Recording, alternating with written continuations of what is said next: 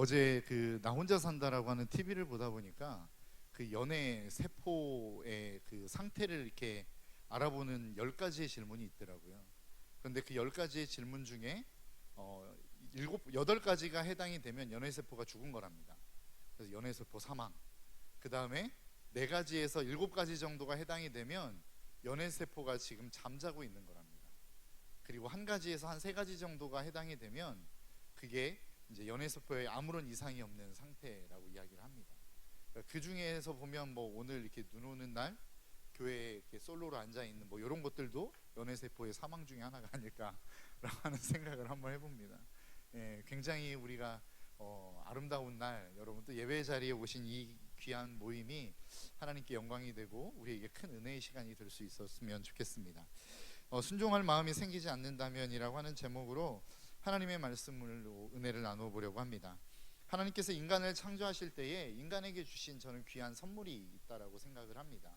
그 선물이 무엇이냐고 물어본다면 뭐 여러 가지가 있겠죠. 뭐 가족도 있을 것이고 그 가운데는 아이스크림도 있을 것이고, 그러나 우리 가운데 주신 하나님의 귀한 선물이 있다면 그것은 바로 우리의 감정의 상태, 마음의 상태가 아닐까라고 하는 생각을 해봅니다. 우리가 정말로 누군가에 대해서 사랑을 느낄 수 있는 것 굉장히 귀한 선물 아닙니까? 그리고 내가 이 땅을 살아가면서 기뻐할 수 있고 즐거워할 수 있고 감사할 수 있고 행복할 수 있다라는 것, 그리고 환희를 느낄 수 있다라는 이 감정 자체가 하나님이 우리에게 주신 굉장히 큰 선물이라고 저는 생각합니다. 여러분도 그렇지 않습니까? 참으로 살기 힘든 이 시대 속에 이러한 감정조차 우리의 삶 가운데 주어지지 않는다면 우리의 삶은 참으로 퍽퍽하고 힘들고 어려울 것 같습니다. 그런데 그 힘들고 어려운 시대 속에 하나님이 우리에게 이러한 좋은 감정들을 주셨기 때문에 우리는 이 땅을 그래도 버티고 그리고 행복하게 살아갈 수 있는 요건이 되어지지 않는가라고 하는 생각을 한번 해봅니다. 여러분, 우리가 이 땅 가운데, 그런데 하나님께서 우리에게 주신 감정이 좋은 감정만 있는 것은 아니더라라고 하는 것이죠. 때로는 미움이 있기도 하고 두려움이 있기도 합니다. 또 어떤 경우에는 슬픔을 겪기도 하고 우리의 마음속에 굉장히 힘들고 어려운 마음들, 뭐 좌절이랄지 이러한 힘들고 어려운 마음의 감정의 상태들을 우리는 경험하게 되기도 한다라고 하는 것입니다. 그런데 우리가 한번 생각해 봐야 될 것은, 그럼 사랑이라고 하는 어떤 좋은 감정이 있다면 그거는 무조건 좋고, 뭐 슬픔, 절망, 아픔, 뭐 이러한 감정들은 무조건 나쁘기만 한 감정이냐라고 하는 것입니다. 하나님이 이것이 무조건 좋은 것이고 이것은 무조건 나쁜 것이라고 한다면 하나님은 굳이 우리에게 두려움이나 슬픔이나 아픔이나 고통이라고 하는 것들을 우리에게 주시지 않았을 거라고 생각을 합니다. 도대체 그러면 하나님이 이 모든 감정들을 왜 주셨는가라고 하는 것이죠.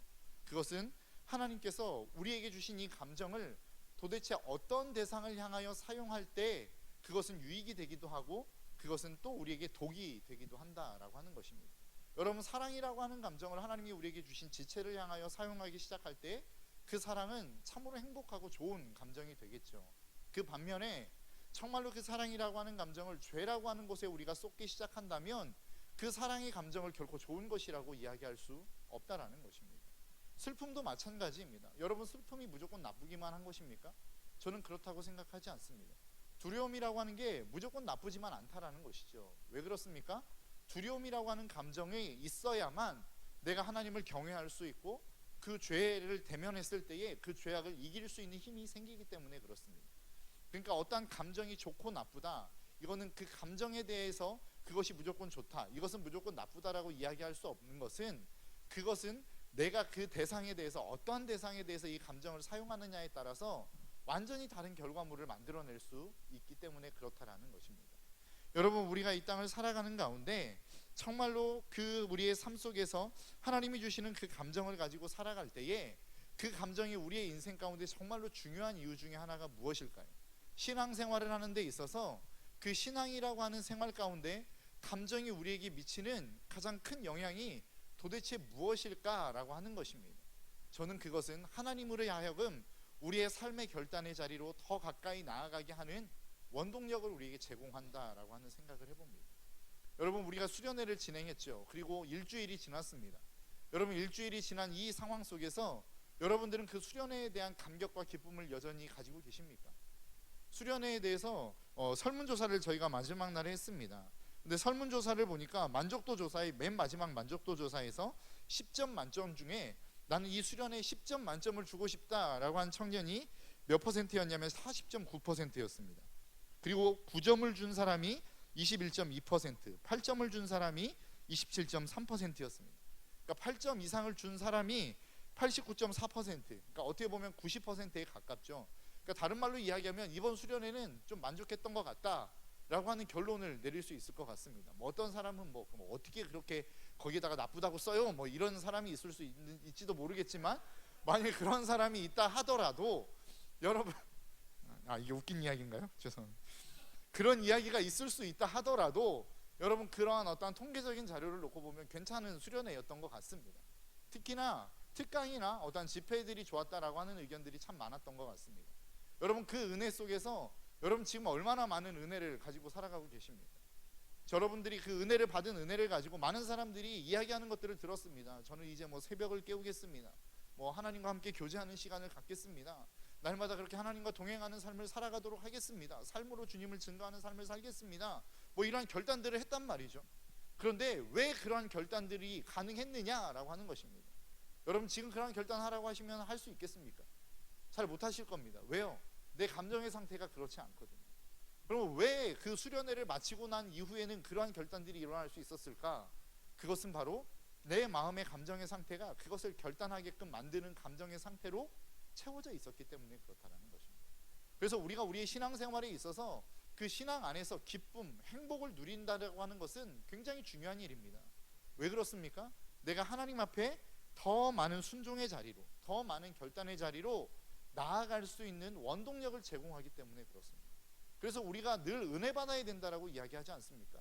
왜 그렇습니까? 은혜 받아야만 내가 하나님 앞에 결단하는 것이 쉬워지기 때문에 그렇다라는 것입니다. 그래서 이 자리에 나오신 모든 분들에게 하나님의 은혜와 축복이 풍성하게 넘쳐날 수 있기를 주님의 이름으로 축복합니다. 그런데 문제는 뭐냐면 그것이 오래가지 않는다는 겁니다. 그렇게 받은 은혜, 그렇게 하나님을 향하여 결단했던 결단, 눈물 흘리며 그 하나님을 사랑했다라고 하는 그 고백이 길게 가지 않더라는 거예요. 여러분, 그 마음의 감정의 상태를 지금 유지하고 계십니까? 수련회 때 받았던 그 마음의 상태들을 여러분 계속해서 유지해 가고 계시더냐라고 하는 것입니다.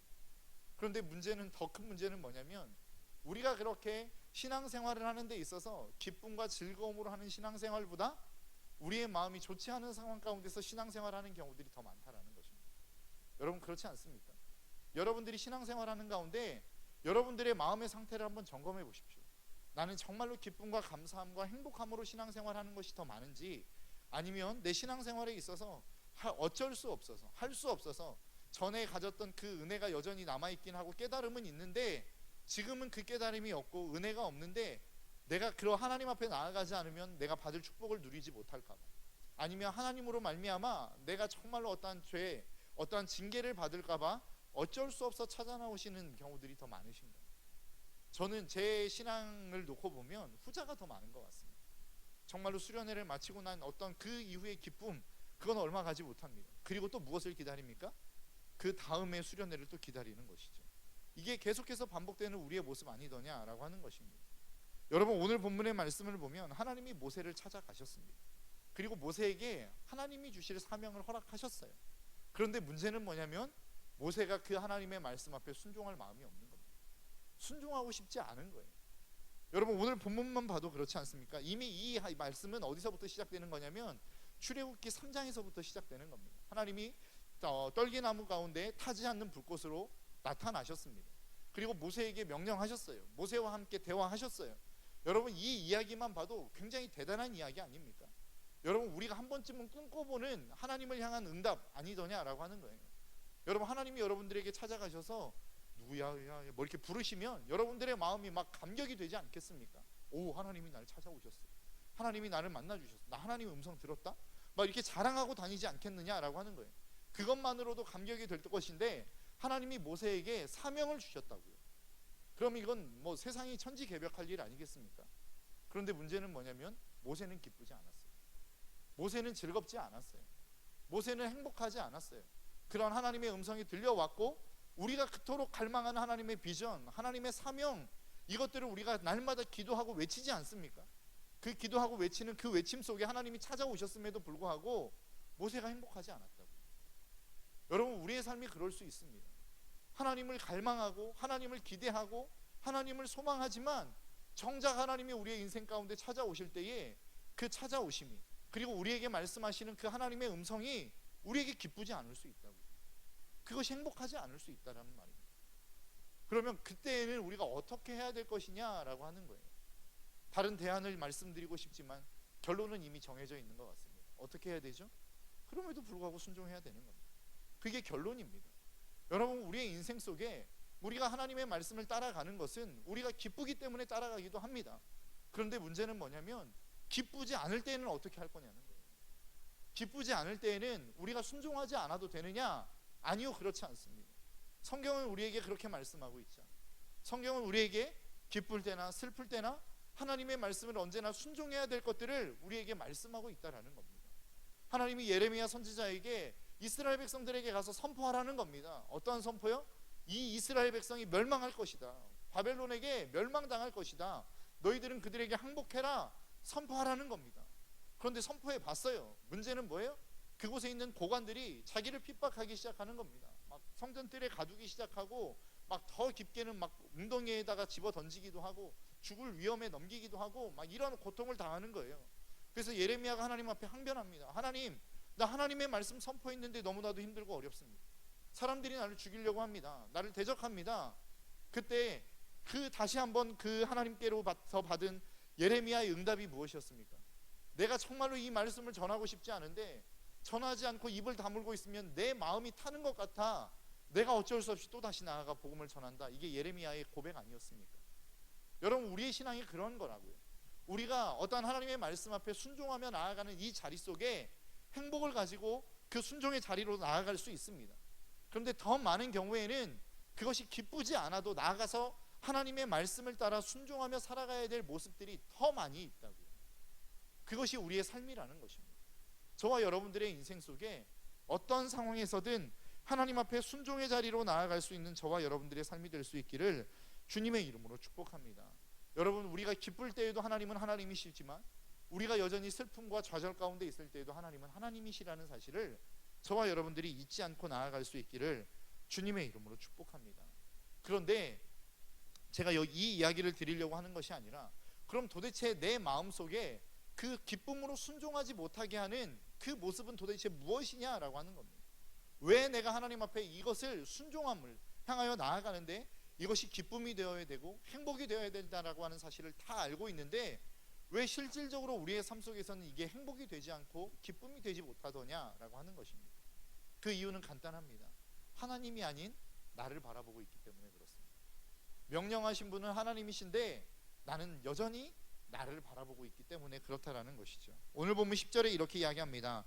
모세가 여호와께 아뢰되 오 주여, 나는 본래 말을 잘 하지 못하는 자니이다.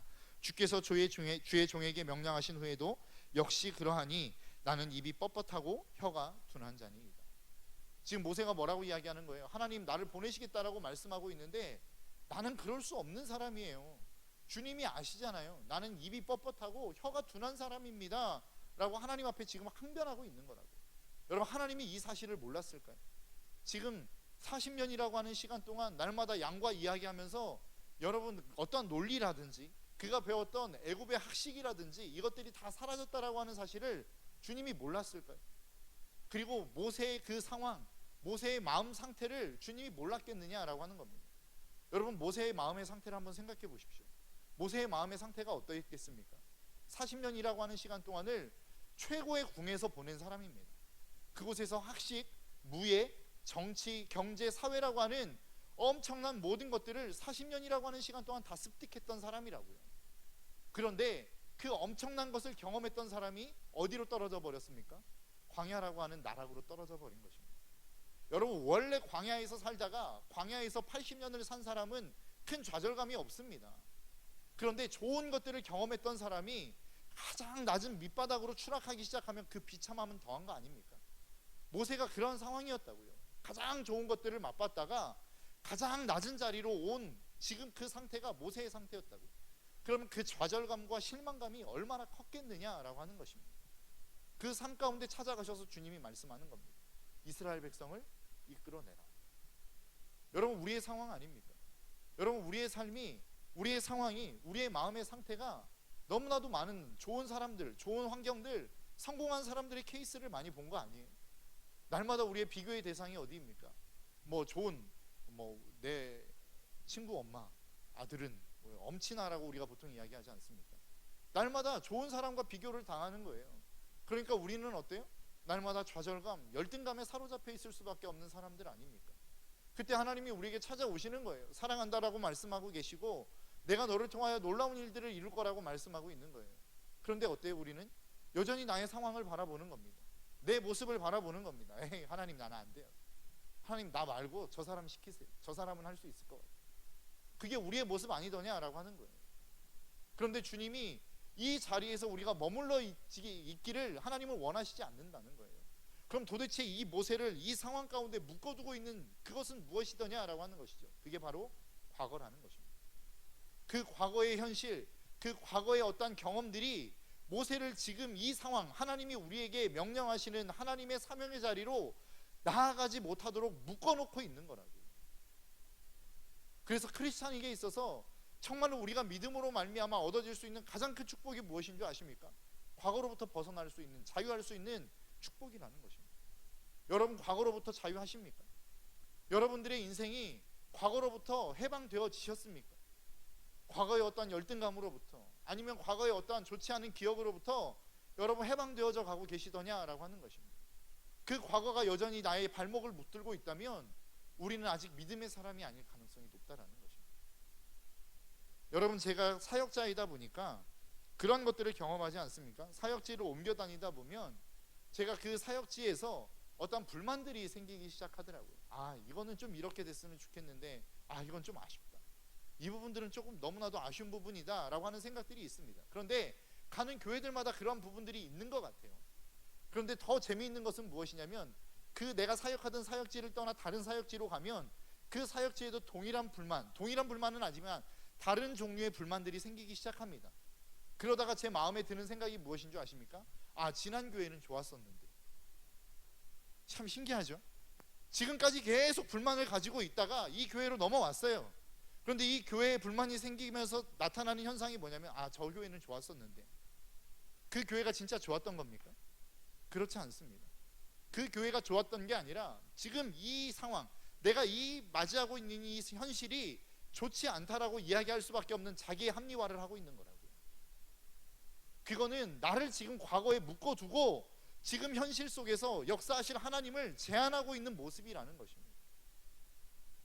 여러분들의 인생 가운데 하나님이 찾아가셨어요. 분명히 하나님이 찾아가실 겁니다. 그리고 하나님이 여러분들을 통하여 분명하게 일하실 거예요. 그런데 문제는 뭐냐면 여러분들이 여러분들 스스로를 과거에 묶어두기 시작하면 하나님이 일하실 수 있는 여지가 사라진다라는 것입니다.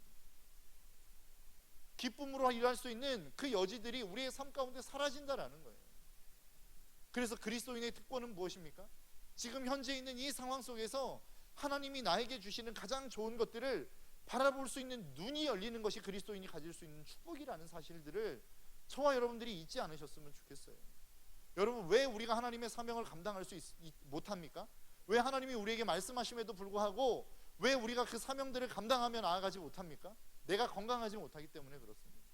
내 마음이 건강하지 못하고 내 육신이 건강하지 못하기 때문에 그래요. 여러분, 우리의 인생을 살아가며 우리가 가질 수 있는, 누릴 수 있는 가장 큰 축복을 하나 이야기하라면 저는 좋은 만남이라고 이야기하고 싶습니다. 왜 그렇습니까? 그럼 도대체 좋은 사람은 누구예요? 좋은 사람은 건강한 사람입니다. 많은 것들을 가진 사람도 아니고 많은 것들을 나에게 줄 수 있는 사람도 아니에요. 좋은 사람은 누구냐면 건강한 사람이라고요. 여러분, 당장 집에만 가도 보십시오. 엄마가 아파 누워 있으면 그 가정은 초상집 분위기입니다. 별로 좋지 않다고요. 분위기가 좋지 않아요. 건강한다 할지라도 그 부모님의 마음의 상태가 건강하지 않으면 그 집 역시도 초상집입니다. 그렇기 때문에 몸이 건강하고 마음이 건강한 부모를 그 밑에서 자라는 자녀는 참으로 행복한 자녀라고요. 다른 말로 이야기하면 우리의 인생 속에서 내가 누구를 만나는 것이 가장 큰 축복이냐? 건강한 사람을 만나는 게 가장 큰 축복입니다. 건강한 사람이 건강한 것을 줄 수 있기 때문에 그래요. 그런데 우리가 이 땅을 살아가면서 건강하지 않은 과거에 내가 묶여 있다면 우리는 앞으로의 삶도 건강해질 수 있다라고 하는 보장이 없습니다. 그것이 여전히 여러분들을 묶고 있기 때문에 그렇다라는 것입니다. 건강한 사람에게 가보십시오. 마음이 건강한 사람에게 가보십시오. 그러면 우리의 마음 역시도 밝아집니다. 우리의 마음 역시도 건강해진다. 그 얘기는 다른 말로 이야기하면 무엇이냐면, 내가 하나님의 사명을 붙들고 나아가는 데 있어서 내가 지금 하나님 앞에서 그 순종의 자리에 있어서 그것을 기쁨으로 감당하지 못한다라는 이야기는 뭐예요? 내 영혼이 건강하지 못하다라고 하는 것을 반증하는 것일 가능성이 높다라는 것입니다. 우리가 수련회를 통하여 은혜를 받았고 기쁨이 넘친다는 것은 무엇을 의미하는 것입니까? 내 영혼이 건강해졌다라는 것을 의미하는 거라고. 여러분, 우리가 이 땅을 살아가면서 왜 하나님 앞에 나아가며 그 하나님의 신앙의 상황을 가지고 나아가는 데 있어서 왜 나에게는 기쁨이 없을까라고 고민하고 있다면, 그것은 내 삶 가운데 기쁨을 채우기 위한 어떠한 요소를 찾지 마시고 내가 그럼 묶여있는 것이 무엇인지를 바라보고 점검해 볼 수 있어야 된다라는 거예요. 나는 도대체 무엇에 영향을 받고 있는가? 내가 무엇의 환경에, 어떠한 환경에, 내가 어떠한 과거의 지배를 받고 있어서 이 기쁘고 행복한 삶을 살아가지 못하는 것인가 라고 하는 것들을 우리는 점검해 봐야 된다. 여러분, 그리스도인들에게 있어서 하나님이 우리에게 은혜를 주시지 않았기 때문에 우리가 그 은혜를 누리지 못하는 것입니까? 저는 그렇다고 생각하지 않습니다. 하나님이 우리에게 놀라운 축복을 주시지 않았기 때문에 내가 축복을 누리지 못하는 거예요? 아니요, 그러지 않아요. 하나님은 여전히 우리에게 은혜를 주고 계시고 하나님은 여전히 우리에게 축복을 주고 계십니다. 내가 그것을 바라볼 눈이 없을 뿐이에요.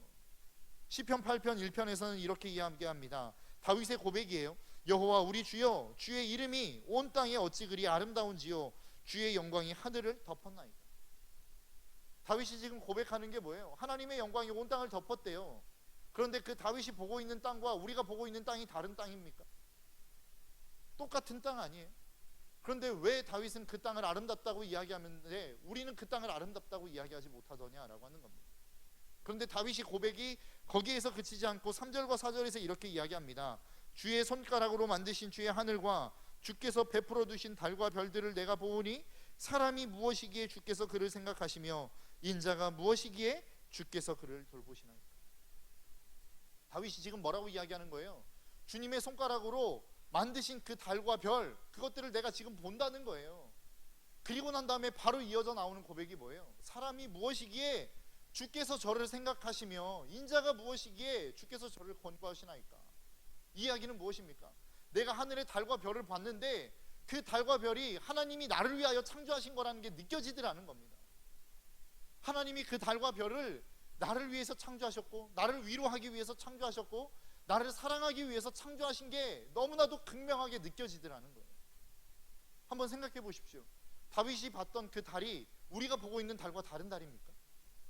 다윗이 봤던 별이 우리가 바라보고 있는 별과 다른 별이에요? 그런데 왜 다윗은 그것을 보면서 하나님의 사랑을 느끼고 하나님이 나를 지키시고 보호하신다는 것을 느끼고 있는데 왜 우리는 그것을 느끼지 못하고 있느냐라고 하는 거예요. 하나님은 똑같은 상황 속에서 우리에게 여전히 은혜를 주고 계십니다. 하나님은 똑같은 상황 가운데 여전히 우리를 축복하고 계신다고요. 하나님은 똑같은 상황 속에서 여전히 우리의 길을 인도해 가고 있다라는 거예요. 그런데 문제는 뭐예요?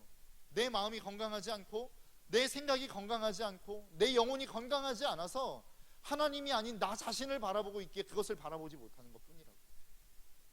다른 말로 이야기하면 과거의 내 자신에 얽매여 있어서 앞으로 하나님이 나에게 말씀하실 나의 비전의 미래의 나를 바라보지 못하는 거라고요. 그것을 꿈꾸지 못하고 그것을 희망하지 못하는 거라고요. 그러니까 하나님이 나에게 명령하시는 그 명령이 힘들게만 느껴지는 겁니다. 왜요? 미래에 나아갈 나의 모습을 내가 볼 수 없기 때문에.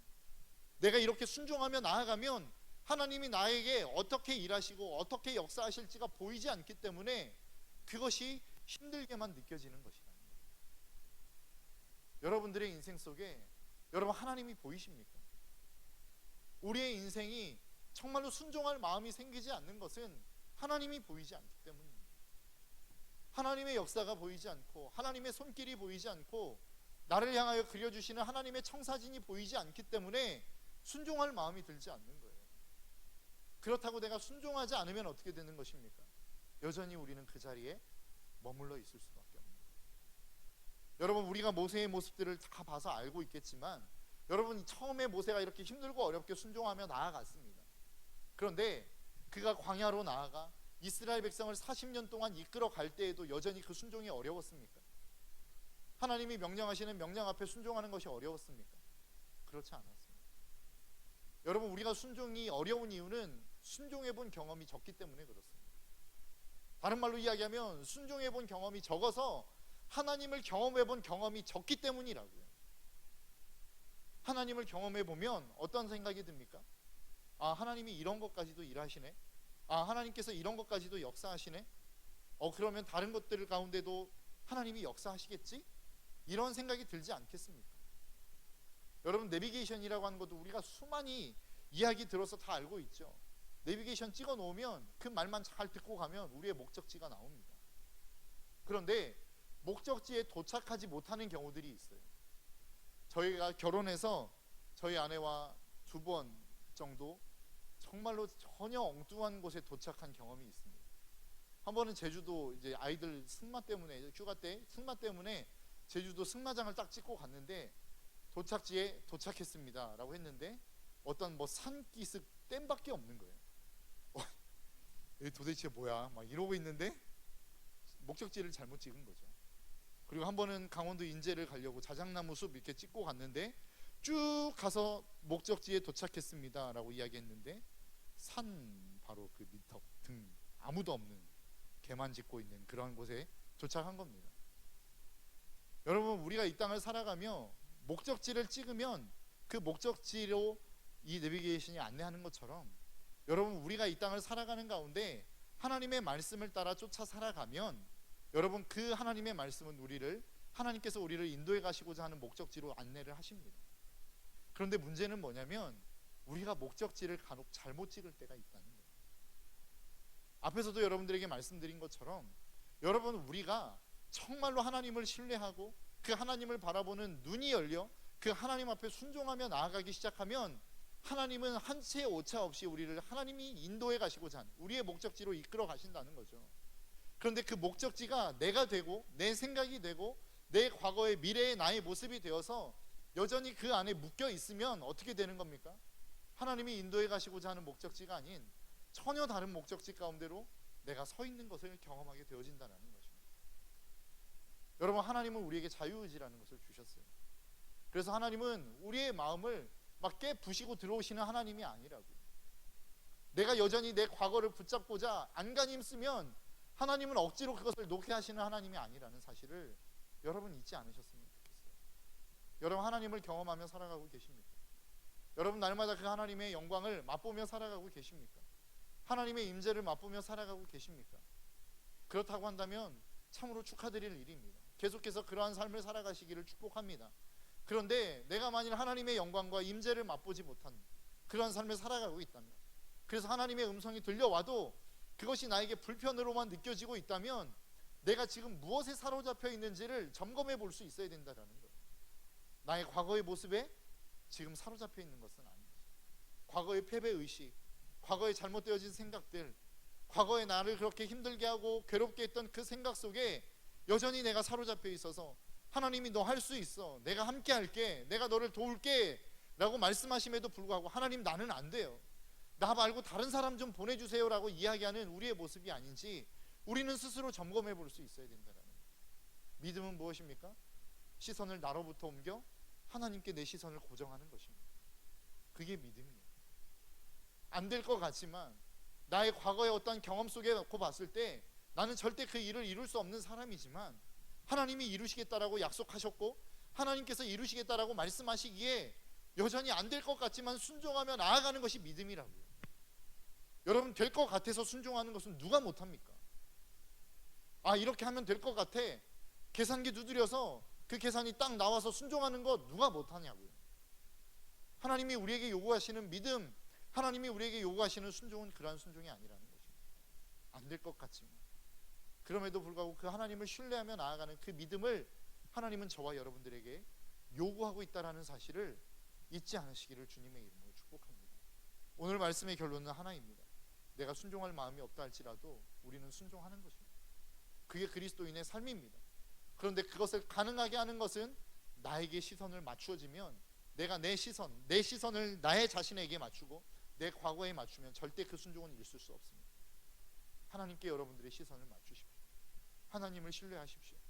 지금의 여러분이 아닌, 과거의 여러분이 아닌 앞으로 여러분들을 만들어 가시겠다라고 하는 미래의 여러분들의 모습을 보십시오. 그리고 하나님 앞에 순종의 자리로 나아갈 수 있는 저와 여러분들의 삶이 될 수 있기를 주님의 이름으로 축복합니다. 이 시간 우리 함께 좀 찬양하며 나아갔으면 좋겠습니다. 시선이라고 하는 찬양인데요,